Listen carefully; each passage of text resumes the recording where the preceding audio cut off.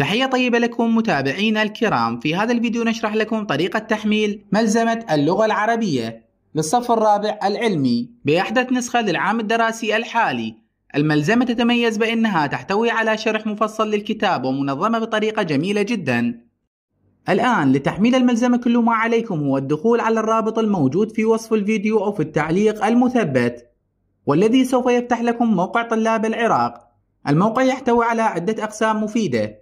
الآن نختار قسم الملازم، بعدها نختار المرحلة الدراسية، ثم نختار الصف الدراسي الخاص بك، ثم نختار المادة الدراسية التي ترغب بتحميلها.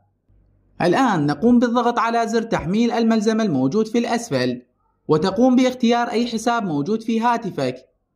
كذلك متابعينا الكرام بإمكانكم تحميل الملزمة من خلال الضغط على الثلاث نقاط في الأعلى، ثم اختيار كلمة تنزيل، وسوف يتم حفظ الملزمة في ذاكرة الهاتف بدون الحاجة إلى اتصال انترنت. كذلك ننوه لكم متابعينا الكرام إن موقع طلاب العراق يحتوي على حوالي 30 قسم دراسي وتعليمي مفيد للطلاب، بإمكانكم تصفحها والاستفادة منها من خلال الرابط الموجود في وصف الفيديو أو في التعليق المثبت.